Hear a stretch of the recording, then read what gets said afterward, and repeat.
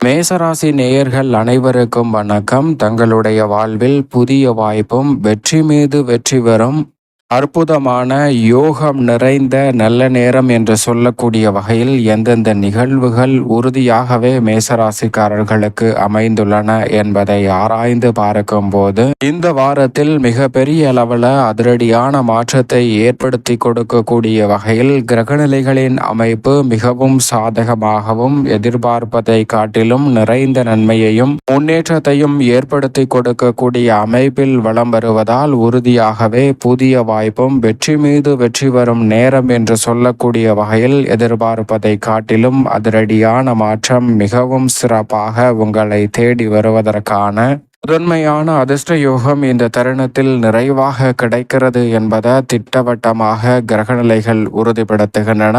ஏனென்றால் மேசராசிக்காரர்களை பொறுத்த வரைக்கும் இந்த வாரத்தில் கிரகநிலைகளின் அமைப்பை ஆராய்ந்து பார்க்கும்போது ராசியின் அதிபதியான செவ்வாய் உட்பட பெருவாரியான கிரகநிலைகள் சிறப்பான சாதகமான நன்மை நிறைந்த வாய்ப்பையும் சந்தர்ப்பத்தையும் உருவாக்கி கொடுக்கின்றன.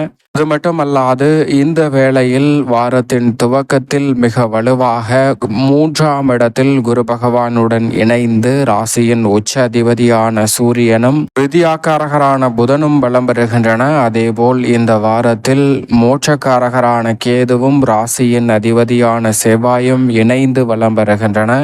அதோடு மட்டுமல்லாது இந்த தருணத்துல சந்திரனை பொறுத்த வரைக்கும் விரயம், ஜென்மம், தனம் என பல இடங்களில் வலம் வர போகிறார். சந்திரன் உச்சம் பெறும் வாரமாகவும் இந்த தருணம் பார்க்கப்படுகிறது. எனவே மிக பெரிய அளவிலான நல்ல வாய்ப்புகள் எளிதில் உங்களை தேடி வருவதற்கான முதன்மையான சந்தர்ப்பத்தை நிச்சயம் மேசராசிக்காரர்களுக்கு உருவாக்கி கொடுக்கிறது. எனவேதான் பல வகையில புதிய வாய்ப்பும் வெற்றி மீது வெற்றி வரும் அற்புதமான யோகம் நிறைந்த ஒரு நல்ல நேரம் என்று சொல்லக்கூடிய வகையில் மிக சிறப்பான மாறுதலை சந்திப்பதற்கான வாய்ப்பும் சந்தர்ப்பமும் நிச்சயமாக கிடைக்கிறது. உங்களிடம் குறைகள் இருந்தாலும் அவற்றை எண்ணி கவலைப்படுவதை விட நிச்சயமாக உங்களிடம் இருக்கக்கூடிய திறமைகளை சரியான முறையில் பயன்படுத்தி கொள்வதற்கான நல்ல வாய்ப்பும் சந்தர்ப்பமும் உறுதியாகவே இந்த வேளையில் உங்களை தேடி வருகிறது என்பதை திட்டவட்டமாக கிரகநிலைகள் உறுதிப்படுத்தி கொடுக்கின்றன.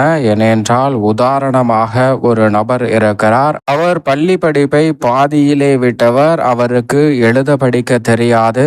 எனவே அவரிடம் இருக்கக்கூடிய திறமையை கொண்டு ஒரு மிகப்பெரிய நிறுவனத்துல செக்யூரிட்டியாக பணியில் சேர்கிறாருங்க. பல நாட்கள் பல வருடங்கள் கழித்ததற்கு பிறகு அந்த நிறுவனத்தில் பணியாற்றக்கூடிய தலைமை செக்யூரிட்டி அங்கிருந்து ஓய்வு பெற்று செல்ல அவருக்கு அந்த வாய்ப்பு வழங்குவதற்காக அந்த நிறுவனத்தின் தலைவர் அவரை கூப்பிடுகிறார். அவரை கூப்பிட்டு உங்களுக்கு எழுத படிக்க தெரியுமா என்று கேட்கிறாருங்க. அப்போது அவர் உண்மையில் மறைத்து அவருக்கு தெரியும் என்று சொல்லியிருக்கலாம். ஆனால் உண்மையை அவர் மறைக்கவில்லை. எனக்கு எழுத படிக்க தெரியாது என்பதை அந்த நிர்வாகியிடம் தெரிவிக்கிறார். உடனே அவருக்கு அந்த வாய்ப்பு வழங்குவது மறுக்கப்படுகிறது. அது மட்டுமல்லாது இவருடைய வேலையும் அங்கு பறிக்கப்படுகிறதுங்க. தற்போது அவர் மிகுந்த மன வருத்தத்துடன் மனவேதனையுடன் அடுத்து என்ன செய்வது என்று தெரியாமல் குழம்பி போய் நிற்கிறாருங்க. அப்போது அதே பகுதியில் ஒரு சிறிய நிறுவனத்தில் உதவியாளர் பணிக்காக செய்தித்தாளில் விளம்பரம் வந்திருக்கிறது. அதை பார்த்தவுடன் அங்கு அந்த உதவியாளர் பணிக்காக செல்கிறாருங்க. அப்படி உதவியாளர் பணிக்காக சென்ற அந்த நபர் அங்கும் திறமையாக பணியாற்றுகிறார். அப்போது அவருக்கு ஒரு பணியானது கொடுக்கப்படுகிறது. நீண்ட தொலைவில் இருந்து அந்த நிறுவனத்திற்கு தேவையான உபரி பாகங்களை வாங்கி வர சொல்லி அனுப்பப்படுகிறாருங்க. அதற்காக அவர் வேறொரு இடத்திற்கு செல்கிறார். அங்கு சென்று அந்த பாகங்களை வாங்கி கொண்டு பிறகு இந்த இடத்தில் வந்து அவற்றை ஒப்படைக்கிறாருங்க. அப்போதுதான் அவருக்கு ஒரு யோசனை தோன்றுகிறது. நமது பகுதியிலே இதுபோன்ற உபரி பாகங்களை கொடுக்கக்கூடிய எந்த விதமான நிறுவனங்களோ கடைகளோ இல்லை, ஏன் அதை நாம் துவங்கக்கூடாது என்று நினைக்கிறார். அப்படி நினைத்தது மட்டுமல்லாது அதை செயல்படுத்த வேண்டும் என்று உதவியாளர் பணியை விட்டுவிட்டு சிறிதாக தள்ளுவண்டி கடை போல் உபரி பாகங்களை விற்க ஆரம்பிக்கிறாருங்க.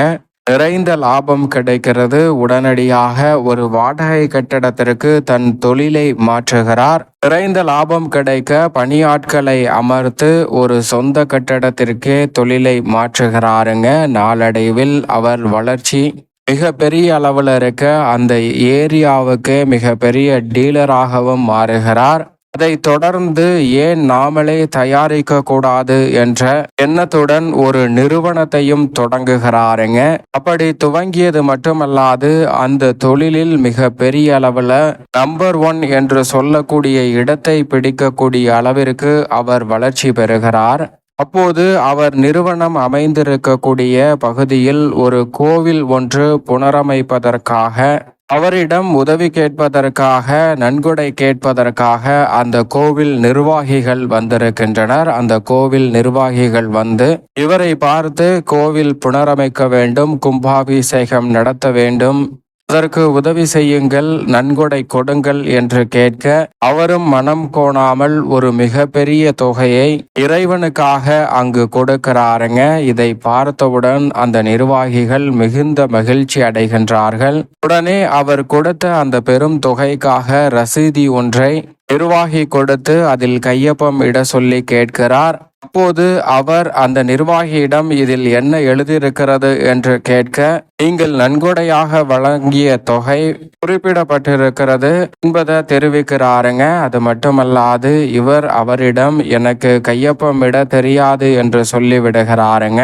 உடனே அந்த கோவில் நிர்வாகி உங்களுக்கு எழுத படிக்க தெரியாது, கையொப்பமிட தெரியாது என்று இருக்கக்கூடிய இந்த நிலையிலே இவ்வளவு பெரிய வளர்ச்சியையும் இவ்வளவு பெரிய உச்ச நிலையையும் அடைந்திருக்கிறீர்கள் என்றால் நிச்சயமாக உங்களுக்கு எழுத படிக்க தெரிந்திருந்தால் நீங்கள் எவ்வளவு உயரத்தை எட்டியிருப்பீர்கள் என்று அவரிடம் கேட்க அவர் மிகவும் எளிமையாக பதில் சொல்கிறாருங்க. ஒரு கம்பெனியில் செக்யூரிட்டியாக பணியாற்றியிருப்பேன், எனக்கு எழுத படிக்க தெரிந்திருந்தால் என்று. இதுபோன்றுதான் நம்மளுடைய வாழ்விலும் குறையாக இருக்கக்கூடிய விஷயங்களை எண்ணி கவலை கொள்ள வேண்டிய அவசியமில்லை. சில நேரங்களில் அதீத சிரமமும் நெருக்கடியும் ஏற்படலாங்க. அதே சமயம் பலருக்கு இந்த அதீத சிரமமும் நெருக்கடியும் என் வாழ்நாள் முழுவதும் தொடர்கிறதே, என்ன செய்வது என்று ஆதங்கப்படுவதும் உண்டு. ஆனால் உங்களுக்கு நிச்சயமாக ஏதேனும் ஒரு சிறு வாய்ப்பாது கிடைக்கக்கூடிய சந்தர்ப்பத்தை இந்த தருணம் ஏற்படுத்தி கொடுக்க போகிறது. எனவேதான் புதிய வாய்ப்பும் வெற்றி மீது வெற்றி வரும் நேரம் என்றும் அற்புதமான யோகங்கள் நிறைந்த ஒரு நல்ல நேரம் என்று சொல்லக்கூடிய வகையில் இந்த தருணம் மிக சிறப்பான மாற்றத்தை நிச்சயமாக மேசராசிக்காரர்களுக்கு ஏற்படுத்தி கொடுக்க போகிறது. ஏனென்றால் வெற்றிக்கு உரித்தான 3ஆம் இடத்தில் முழு சுபகிரகமான குரு பகவான் இருப்பதோடு மட்டுமல்லாது அவருடன் இணைந்து இந்த வேளையில் மிகவும் அபரிவிதமான மாற்றத்தை ராசியின் உச்ச அதிபதியான சூரியன் ஏற்படுத்தி கொடுக்கிறார். அது மட்டுமல்லாது வித்யாகாரகரான புதனும் ஆட்சி பலம் பெற்று முற்பகுதியில் வலம் வருகிறார். 23ஆம் தேதிக்கு பிறகு சுகஸ்தானமாகிய 4 வித்யாகாரகரான புதன் நுழைகிறார். பெரும்பாலும் தைரியஸ்தானத்தை குருவுடன் இணைந்து வலுப்படுத்தக்கூடிய இந்த நேரம் என்பது மிக சிறப்பான நல்ல வாய்ப்புகளையும் சந்தர்ப்பங்களையும் உறுதியாகவே மேசராசிக்காரர்களுக்கு நன்மையும் முன்னேற்றமும் ஏற்படுத்தி கொடுக்கக்கூடிய வகையில் பல்வேறு வகையான வாய்ப்புகளையும் சந்தர்ப்பங்களையும் இந்த தருணம் நிச்சயமாக ஏற்படுத்தி கொடுக்க போகிறது. உங்களிடம் இருக்கக்கூடிய பிரச்சனைகளை ஒருபோதும் அவற்றை குறைகளாகவே எண்ண வேண்டாம். ஏனென்றால் யாராக இருந்தால் அவர்களுக்குள் ஒரு தனித்திறமை ஒளிந்திருக்கும். அந்த திறமையை கண்டுபிடித்து புதிய வாய்ப்பை சரியான முறையில் பயன்படுத்தி கொண்டால் நிச்சயமாக வெற்றி மீது வெற்றி வரும் நேரம் என்று சொல்லக்கூடிய வகையில் இந்த தருணம் உறுதியாகவே அமையும். ஏனென்றால் அனைவருக்கும் அனைத்தும் தெரியாது என்பதுதான் யதார்த்தமான உண்மை. ஒருவர் ரியல் எஸ்டேட் துறையில் மிகப்பெரிய வல்லவனராக இருக்கிறார் என்றால் அவருக்கு மற்ற விஷயங்கள் தெரியாது. ஒருவர் கல்வித்துறையில் மிகப்பெரிய வல்லுநராக இருந்தால் அவருக்கு ரியல் எஸ்டேட் துறை மார்க்கெட்டிங் சுத்தமாக தெரியாது. எனவே உங்களுக்கு தெரியாத விஷயத்தை பற்றி ஒருபோதும் கவலைப்பட வேண்டாங்க. இந்த தருணத்தில் தெரிந்த விஷயத்தை மேலும் வலுப்படுத்திக் கொள்ளக்கூடிய வகையில், அதாவது நாம் என்ன வேலை வேண்டுமானாலும் செய்யலாம், ஆனால் அந்த வேலையில் நம்பர் 1 இருக்க வேண்டும் என்ற இலக்குடன் பயணித்தால் மிகப்பெரிய அளவிலான வளர்ச்சி உறுதியாகவே உங்களை தேடி வருங்க.